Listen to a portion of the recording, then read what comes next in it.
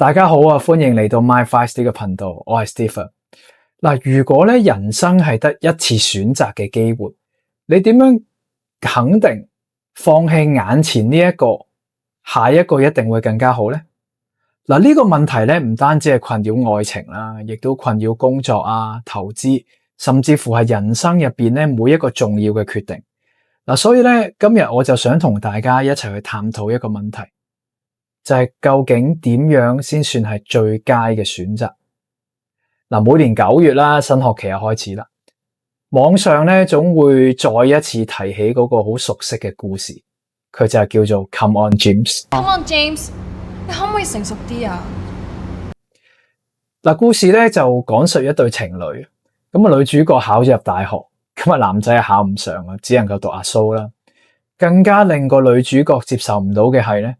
男主角仲話想學整甜品，實現嗰個創業開 cafe 嘅夢想。夢想係咪真係可以當飯食噶？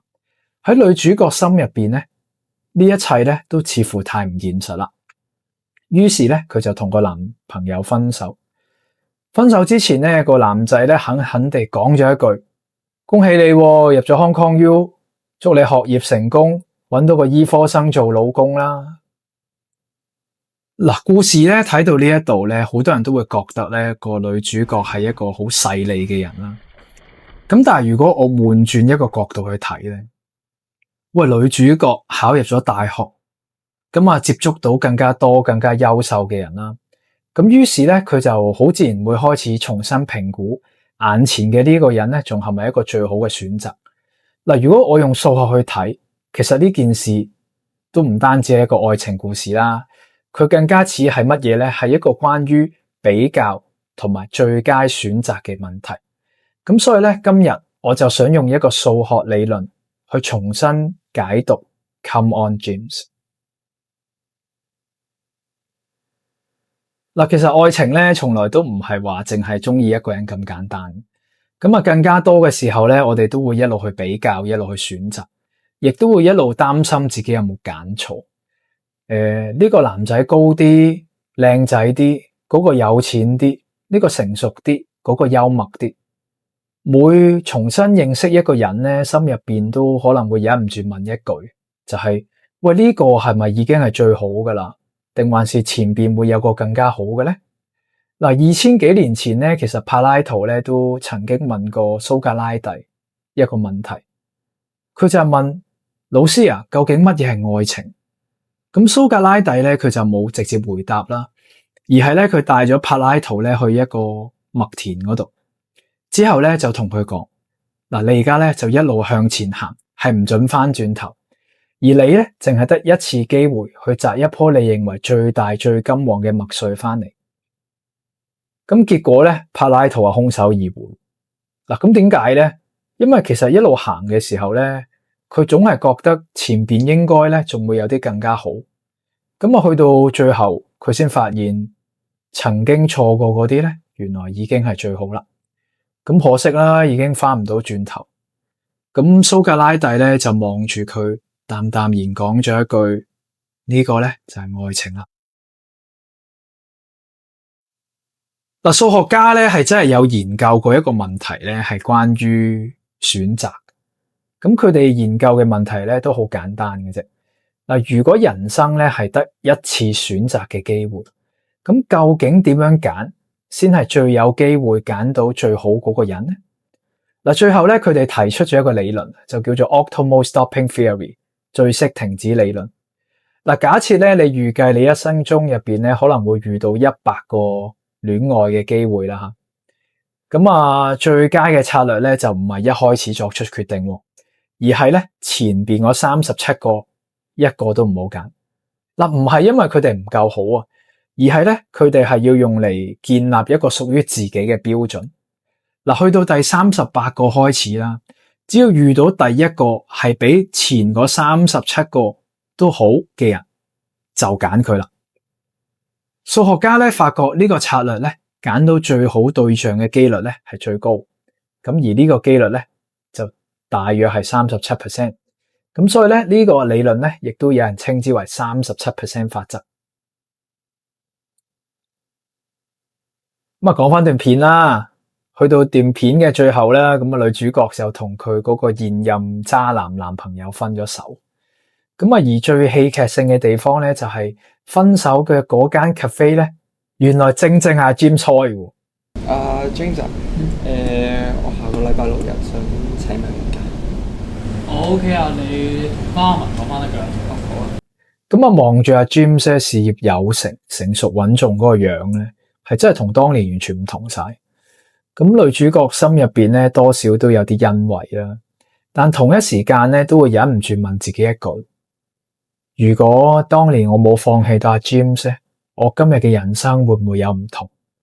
嗱，好多人睇到呢一度咧，都會鬧女主角咧係一個好貪慕虛榮嘅人。咁但係自己年紀越嚟越大啦，經歷多咗咧，其實我未必會真係好認同佢嘅做法，但係我反而開始咧會有少少理解佢嘅處境。嗱，之前咧我哋就用麥田嘅故事同埋最識停止理論咧去分析點樣提高揀到最好對象嘅機率。咁但係如果我再諗深一層，我覺得咧其實呢個故事咧有一個好大嘅限制。嗱，因為咧現實世界咧人嘅壽命同埋青春係有限。我諗男嘅又好，女嘅又好啦，相信都冇乜人可以花10年、20年嘅時間咧去慢慢了解每一個對象，再決定邊一個係更加好。咁所以大部分人咧都會用一個最快、最容易比較嘅條件咧去判斷一個人，例如佢嘅身高、外貌、收入、學歷同埋職業等等。嗱，因為呢啲資訊其實第一次見面，甚至乎睇社交媒體係已經知啦。咁但係相反，一個人有冇責任心，有冇上進心，遇到困難咧會唔會陪你一齊捱，值唔值得信任，能唔能夠提供到情緒價值等等咧？其實呢啲特質咧，可能要相處幾年，甚至乎咧係要一齊經歷過一啲低谷咧，你先可以真正睇得清。咁所以咧，未必係話個女主角唔重視內在啦，而係人類咧根本係冇足夠嘅時間咧去完全了解一個人。嗱，於是咧我哋就會不自覺啦，用一啲最容易量化嘅條件去代替一啲真正重要但難以量化嘅價值。嗱，呢個咧就正正係嗰個最識停止理論套用喺現實世界入邊最大嘅一啲局限啦。嗱，因為咧喺嗰個數學嘅模型假設上邊咧，每一個選項嘅價值咧都係可以即時知道、即時比較。咁但係現實世界你冇辦法知道邊一個先係最好噶嘛？因為一個人真正嘅價值咧，唔係第一次見面咧就係可以睇得出嚟嘅，而係咧可能要需要日復一日嘅相處入邊咧，先可以慢慢展現到嘅噃。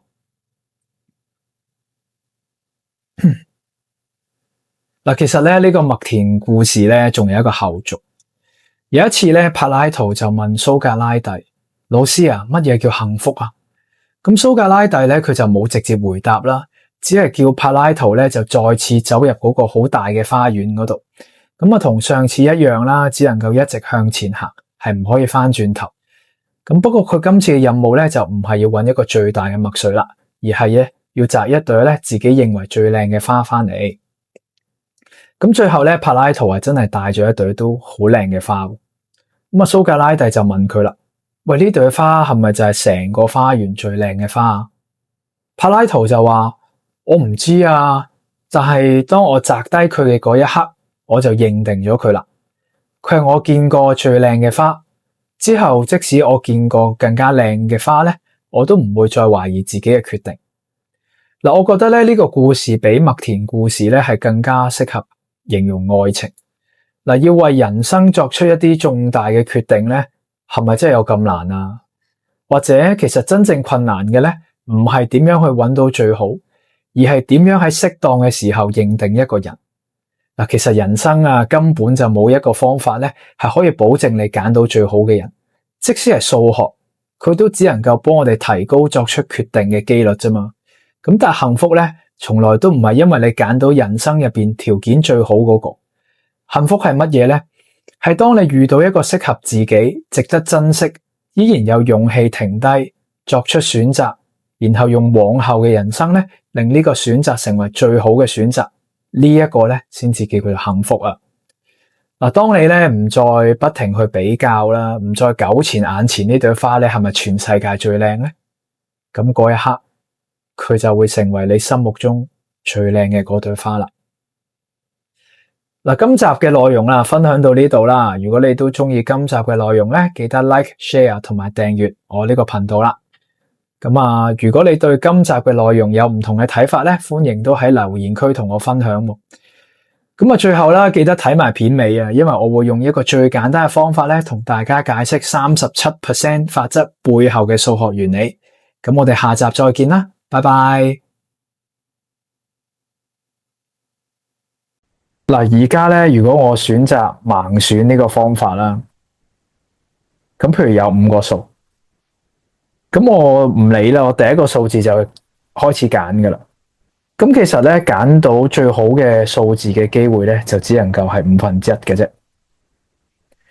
咁好顯然咧，呢個唔係一個最好嘅策略咯。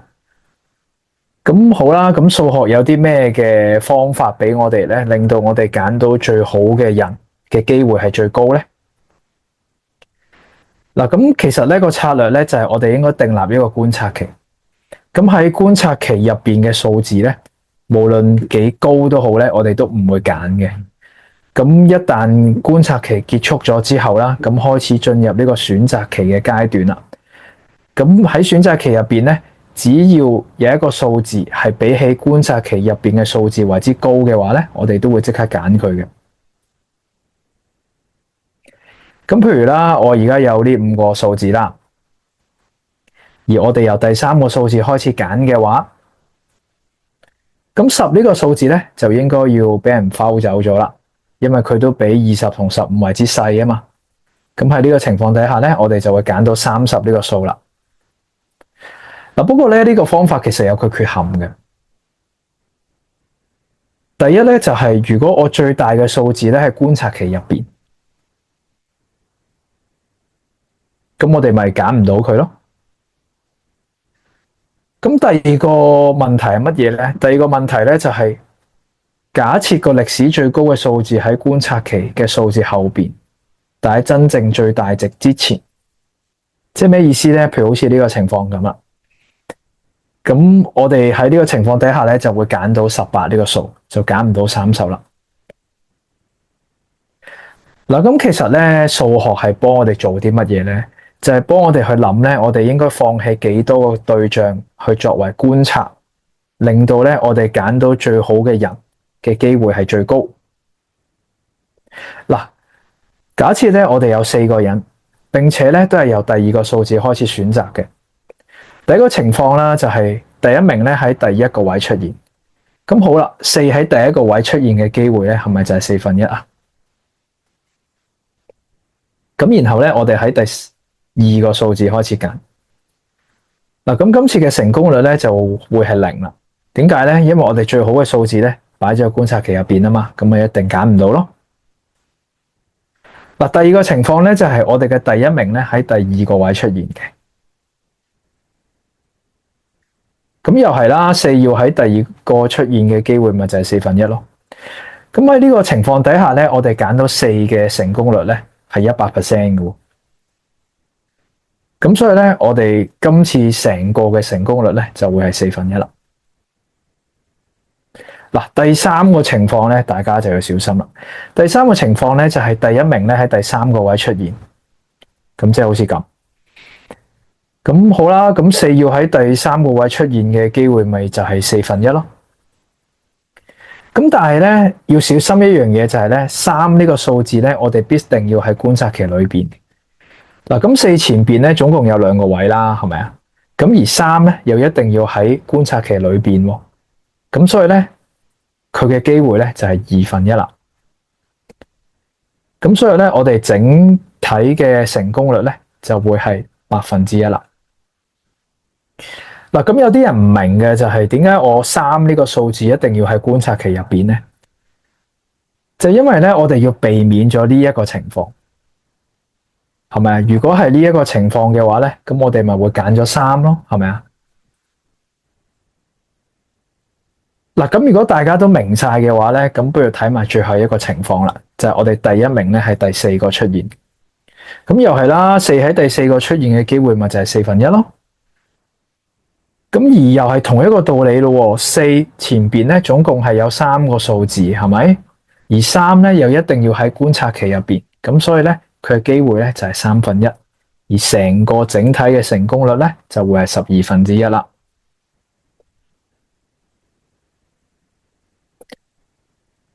嗱，咁所以咧，如果當我哋有4個人啦，而我哋永遠都係由第2個數字開始揀嘅話，你揀中第1名嘅機會咧，就會係24/11啦。